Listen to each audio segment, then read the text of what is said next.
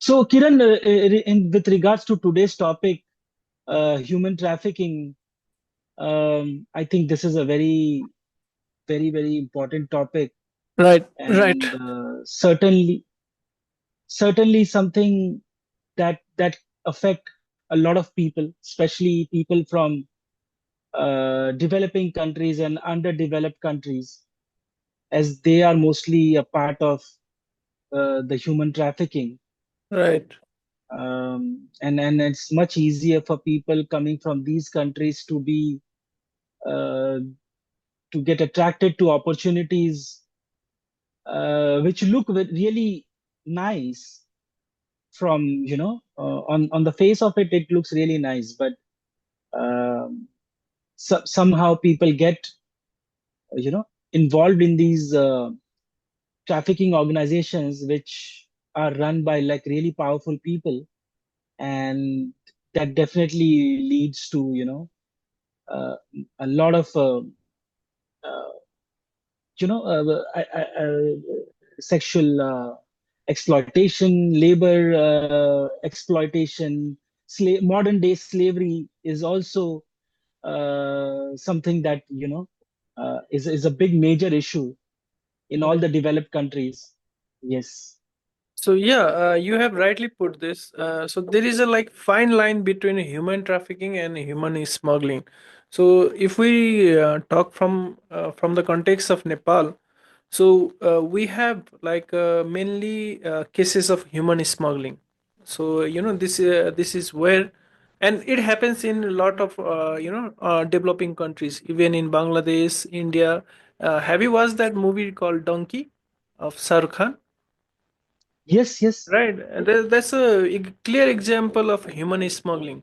So what they do is like they pay certain agent some money, or it's a lot of money, and they usually move you to various international various countries and to your destination. So these are the like these are mainly the developed countries like Europe or America, let's say, right? And so again, there is a like again we have to understand that although you are giving money to agent to transport you from one country to another, there is a still high chances that there can be a exploitation of you, right? You can be still forced into like forced labor or sex trafficking. So human smuggling can ultimately lead to or there is a high chances that it can lead to human trafficking, right? So mainly the very true, purpose, very true. right, mainly people are involved in human smuggling, or they pay this agent for a better prospect to get a good job opportunity, but still they are like in a vulnerable position where they can be exploited for human trafficking purpose, like you already explained, like for sex trafficking and so on. Yes, yes, yes, yes. And I came across a really interesting case, and this is something that really shows that how global the phenomena of human trafficking is. So I'll just start with providing some data on this. So currently, human trafficking is a 350 billion industry, as per the data provided by ACAMS, Hmm. and it actually works hand in hand with drug trafficking, which is around 840 billion industry, US dollars. Okay. And so human trafficking is very closely related with drug trafficking and terrorism financing, as victims are exploited for forced labor, sex trafficking, recruitment scams. Hmm. These are some of the typologies that we usually see um, with this particular crime. And I came across a very interesting case, which I'm pretty sure, Kiran, you might know of the Super Bowl that happens in US. So No. Super Bowl is a sports event that takes place in US, Okay. which is focused upon basketball. Oh, okay. And Super Bowl events are like really like one of the most popular sporting events that take place.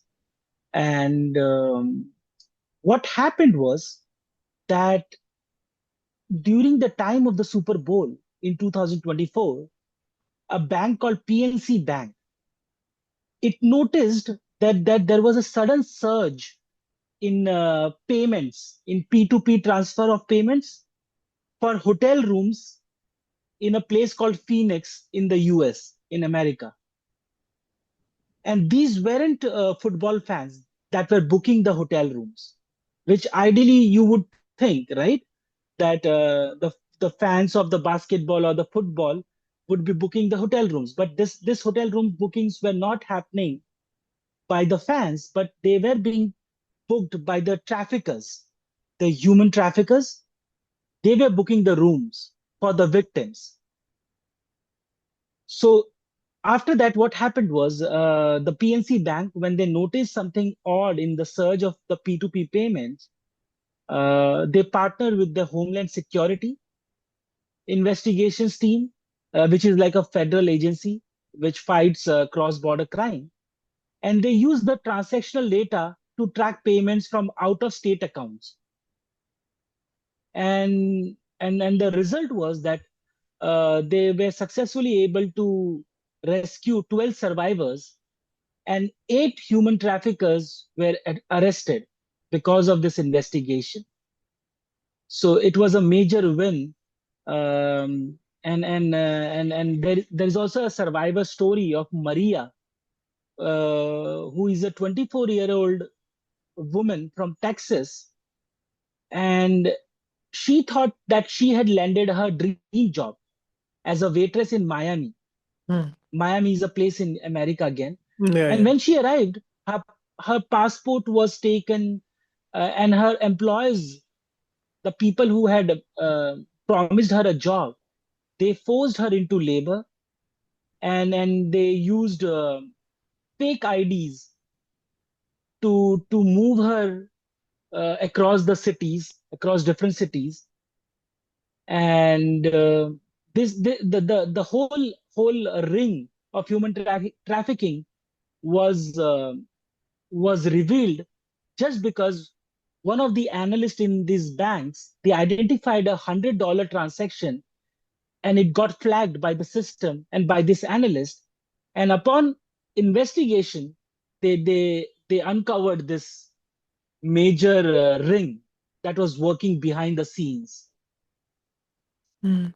So yeah, many organization like whenever we are in any training session, and usually people ask like, how can we detect like human trafficking or human smuggling? What are the red flags? And you rightly pointed out. See, there are certain indicators or pattern in any kind of this kind of a, let's say, predicate offense, right? So in human trafficking, you will see a lot of peer-to-peer transfer.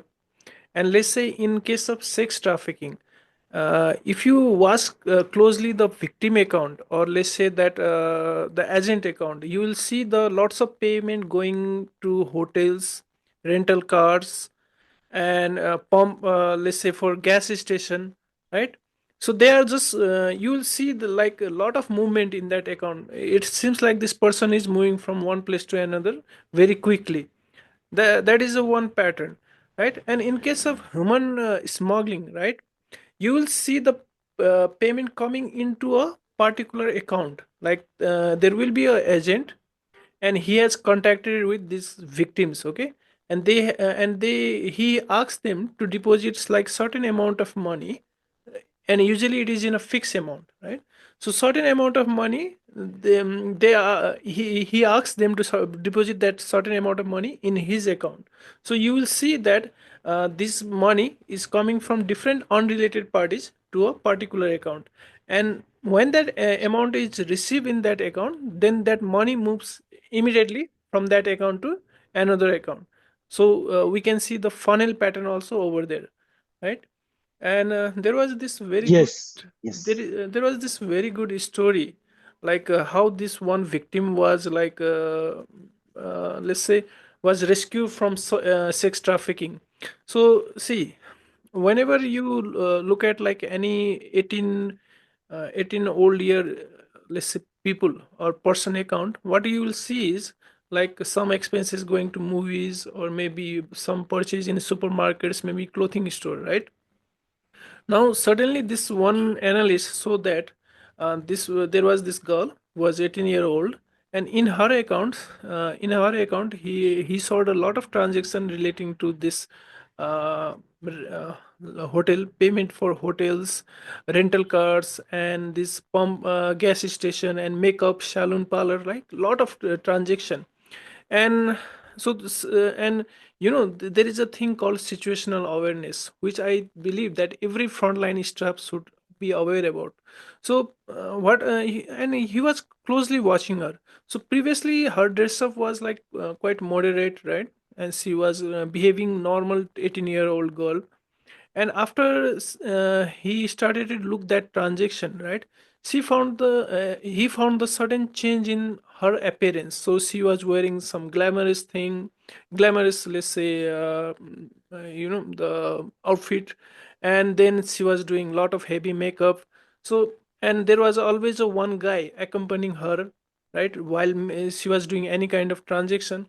So it kind of raised various red flags. So he filed STR, and later that person was apprehended, and that girl was rescued from, from that, let's say, hell situation, right?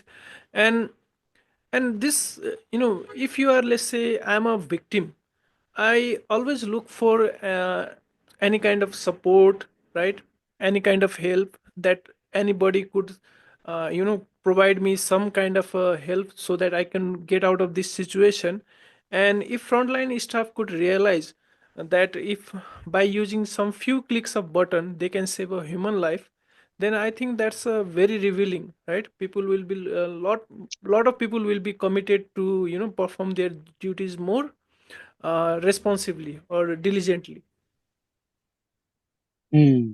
Absolutely, I completely agree. Um, you know what, Kiran, way the transaction monitoring systems are designed and fine-tuned in our financial institutions and banks, they are mostly catered towards focusing on big round amounts. Right, right, And the problem with human trafficking is that they can s- somehow bypass that level of scrutiny because they can also work with smaller amounts and smaller denominations. Most of the time, the muling, the money mules, and the people who are working as couriers for these humans, they can make payment for hotels, for groceries, for the day-to-day expenses in smaller amounts. And that's the right, reason many times our transaction monitoring systems are not able to identify the anomalies. And that right, is the reason behavioral analytics and mm, behavioral understanding and understanding the context and the nuances like of the profile of the customer should be taken into account, right, and not just the quantity of the amount, and also looking at the time scale. For example, most of the time people in human trafficking, their operation hours are very different from normal human right, beings. Like right, we right, do transactions in till maybe 10 p.m., till 10 right, p.m. at night, or 11 p.m. max to max. But these people, they operate during odd hours, like at 3 a.m. right. they are Overnight. taking an Uber. Yeah, Yeah, they are taking an Uber. They are going to an eat out or take out joint at 3 a.m. in the morning, which is quite unusual. It might happen maybe once in a month, or twice in a month. But if it is constantly happening every day, then there's definitely a right, trend we right, can see, and which corresponds with the age of the client and all those demographic information. If they are not if they are not the citizen of that country, again, an indicator which can also help in understanding that if they come from countries like Brazil, which is where females are usually Mhm. trafficked Right. from countries like Brazil and Colombia and all these Latin American countries to the US. So these factors should also be considered when fine tuning the transaction monitoring system. Right. You raised a very valid point, because the behavior, and we the frontline staff should not rely on, let's say, only the transaction monitoring. You need to have like some idea about behavior analysis or contextual analysis. So the human trafficking also leads to forced labor, right? So many people need to work in a very poor condition or even in the low pay situation, right? And how can we detect is that one, you have provided one very good example, that overnight activities, right? So let's say there is a restaurant, it has like 2000 let's say $200,000 business once in a month.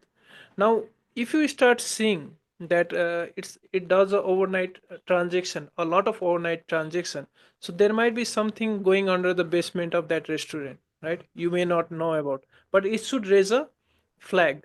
And also there is an example, let's say this organization has a 30 staffs, but in that let's say corporate account statement, you will see if you watch the payroll taxes, if it is for a less person, let's say only for 2 or 10 people, then it means that other peoples are underpaid, or they are not in the let's say payroll system. They are not paid in a let's say justifiable amount. You can assume that. So there are lots of indicators, right? And relying on transaction monitoring system is not sufficient to identify this kind of human trafficking and other thing. You have to have a like other ideas, like you have to have the all the information. You need to be able to connect these dots. But just simply looking at the transaction, you will not able to identify this kind of heinous crime, let's say. Absolutely. And Kiran, the best part about the system that works in the US Right. under the US Patriot Act, which is known as the 314B, Section 314B, which allows the banks within the country to share information within themselves. So if they are seeing some sort of a trend, they can share that information with other banks. So for example, Bank of America can share their Right. intelligence Right. from their complex investigation unit with bank like Morgan Stanley or their other banks, and they can have a much more holistic picture of what is happening, because not any one particular bank has all the data right in front of them. They might be seeing just a slice of the information, and when you complete the picture, only the FIU, which is FinCEN, can see the big picture when they receive the Right. SARS and the STRs. So that is also a very good uh, law that is in place for the US banks. And Kiran, do you think the even the UAE has a similar intelligence sharing platform or a structure within Dubai to for their banks as well, like within the banks? Yeah, Vivek, I need to correct you on that. I'm still in Nepal, so I don't have much idea about Yeah, Dubai. yeah, yeah, yeah, yeah, Uh, yeah. But y- but I think they have taken a lot of their policies right, from right. it's inspired by the global, of course, the US and the FATF.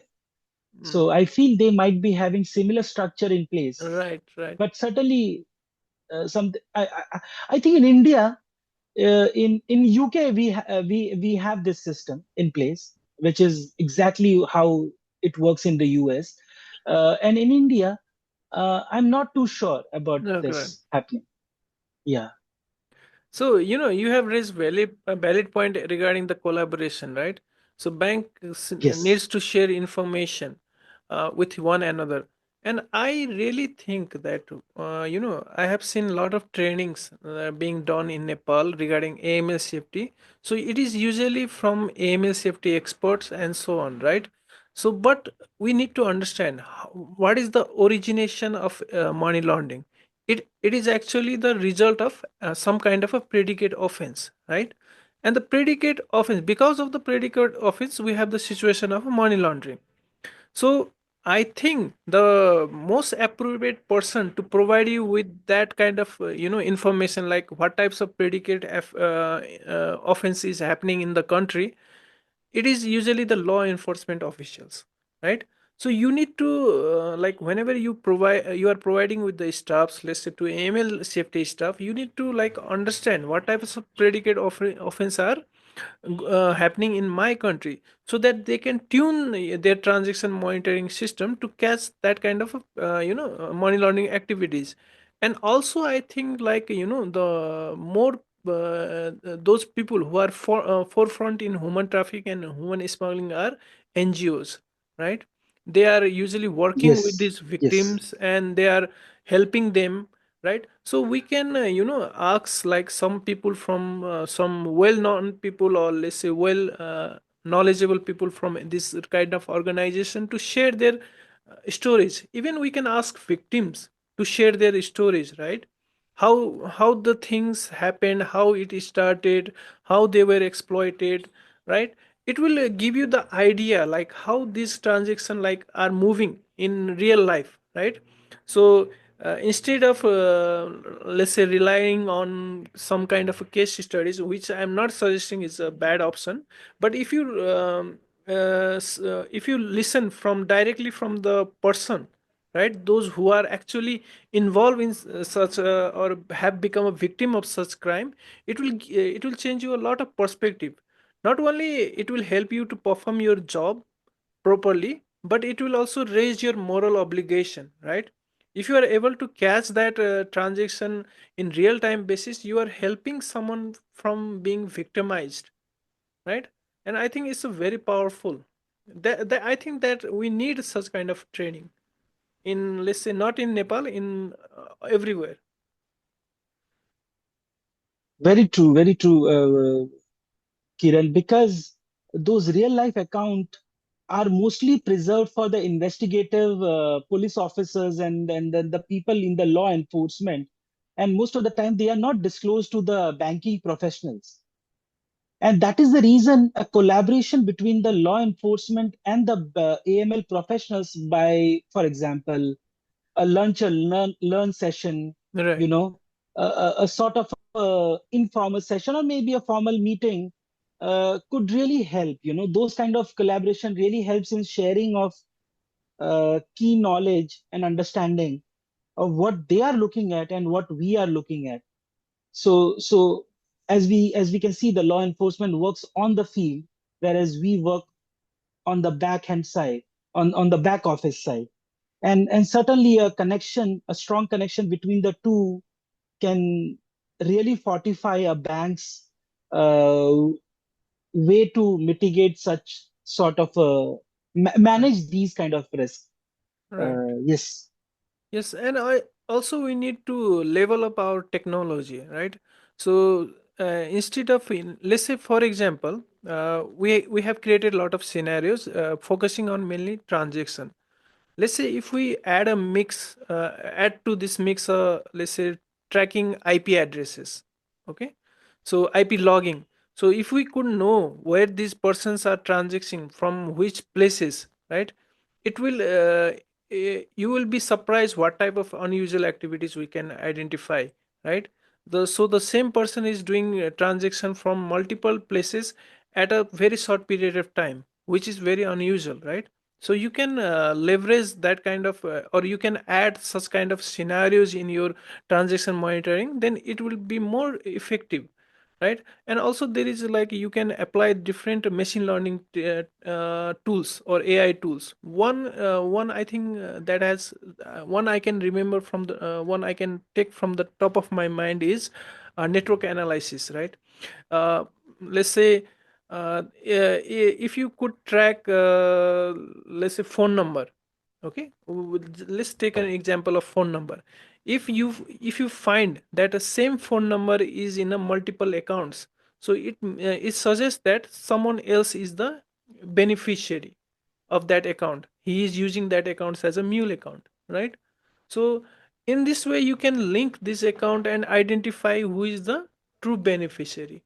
So we really need to think implementing some sophisticated technology for our transaction monitoring purpose also. If we want to identify such such kind of a complex, I will say human trafficking is a very complex crime, right? Because there are a lot of parties involved in this kind of crime. So that's why we need to really invest in like some modern tools and technology which are thankfully available to us right now. Kiran, that's exactly what the PNC Bank did during the Super Bowl event that was happening, and child exploitation was one of the typologies that they were dealing with. They use the IP addresses to cross-reference, and that's how they identified the number of hotel bookings around the event, and they were able to uncover that ring that was operating during the time of the event. So IP addresses definitely help, but again, IP addresses can also be masked using VPN, Right, and still a good way to understand, and even VPNs are not like a fortress. It can also be further analyzed and right, can be identified, because VPNs usually work with servers, and those servers are based offshore. Like, for example, in Eastern European countries, which right, have a very, you know, they have lack of controls in countries like Eastern Europe, where the right, offshore data centers are based. And if you can see that multiple connections are being made using those data servers, then also that indicates that right, right. Yes, there's some sort of masking that is happening right. with IP addresses. Yes, So certainly, that's a very good data point to consider. Apart yes, from phone numbers, IP addresses, and the timing of the right, transactions, right. So we can and address, we can, these, right, yes. right, right. We can add also address to this IP address, right? So let's say if someone is Hmm. logging at a one day from his home, and in the let's say after 2 or 3 hours, he's logging from some hotel in the same place where he is living, or he where his house is at. So that is definitely unusual, right? So if you can extract more information beside IP, let's say, as you said, let's say if the person is now in Nepal and after a certain period he's logging from Germany. Okay, that Yes. definitely looks suspicious, right? So if you could add other information beside the IP, let's say address, or where that person is actually from, where he is logging, then we can also identify such kind of suspicious transaction. I think it's called geolocation tagging, Tracking, right, right. which, Geolocation yeah, tracking. yeah, Yeah, yeah. geolocation tagging. And if a person is outside that geolocation, then definitely the system puts out an alert that Right, this person isn't operating from where his address is supposed right, to be. right, right, So definitely one of the indicators. Yes. right. So yeah, I think we are running out time. So shall I send you another link? Or Kiran, if you are hard pressed on time, I think we can conclude today's recording. We have covered really well all the key indicators and all Right, the typologies and how the case studies as well. So I right. think we are good with this one. Okay, sure, sure. So yeah, again, it's a very complex topic, and since Yes. uh, we can only assume this thing, right? We have not.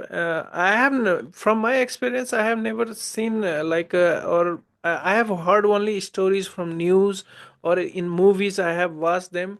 But there are like was one documentary, and it showed, right, actual situation, how these people are living in, how these women are being sexually exploited. And I think it was very difficult to watch that documentary, right? And if and I think like people see, when we talk about drug trafficking, it's about movement of money, right? Ultimately it is bad to people, society, and so on. But when we talk about human trafficking, it is actually impacting human lives, right? And we can understand the gravity of that situation, right? It is actually actual human being which we are talking about, right? And it's a very heinous crime, and this is a very wonder, right? And it's a very like wondering, or we really need to, really need to ponder on this. Why is like human trafficking is most profitable business, even then, even let's say drug trafficking or other kind of let's say predicate offense. And it is very difficult to fathom, right? So I think for to identify such kind of a let's say predicate offense, human trafficking or human smuggling, it is not it is not sufficient from financial institution only. You need to involve like different organization who are actively involved in identifying or mitigating this human trafficking. Let's say you have to involve NGOs, law enforcement, government agencies Yes, who are yes, yes. working in this area to gather all those information. And after that you can decide how you want to build your AML safety program, because it will provide you with a lot of insights, right? So we really need to focus on collaboration, because it's not a issue of government, or let's say NGO, and let's say or any one organization. I think we need to take a moral responsibility. It's a very, you cannot digest the thing that you got, you let's say here in the news. There are small babies who are childs, let's say childrens, who are used in sex trafficking or other kind of exploitation, right? In India I have heard stories, right? I am not sure they are true or not true, right? But it really raises it really gives you a goosebumps, right? And you don't hope that such kind of activities happens to your own child or your own kin, right? So I think it's like a moral responsibility, ethical responsibility, or whatever you can call it, right? But we really need to work in this area and support other organization in any way we can. Yes, yes, Kiran, and as you rightly said, that this is a crime that is many times very hard to spot in our transaction monitoring system. And I think we covered a lot of good indicators for our viewers, which can definitely help them, rethink their approach to fine tuning the transaction monitoring system. Right. And as you rightly said, this industry works on emotions of the people. They Yeah. offer you an golden opportunity to work in some developed country. They offer you a good life prospect, Right. and and and when you fall for that trap, Mm. you certainly go through a hell, Mm. because then you are under the control of some people who have put your life on a knife's edge, where even a single mistake can cost you your life. Mm. And certainly, we as financial anti-financial crime professionals, it is our role and it's our obligation to spot them and to identify those red flags, and also create an internal task force within the financial institution that can handle such complex investigations, Mm. Right. because Right. it's not like a one day thing. It takes weeks and months to identify these trends and they identify those networks and the ringleader and those kind of things, so it takes months and weeks to identify these things. Hmm. Yeah. So I think we have, we have done justice to today's topic. I think we Yes, have covered a lot of topics here, and I think those viewers who are watching, they will get a lot of out of this podcast. So yeah. absolutely. So yeah, thank you, Vivek, for Awesome, doing awesome, Kiran. this, and see you in our next podcast. We'll come up with Yes, thank you another so much, interesting Kiran. topic. Yeah, sure, Vivek. Yes, yes, yes, yes, absolutely. You have a great evening, Kiran. Bye. Fine, fine. Bye, bye, and have a nice day.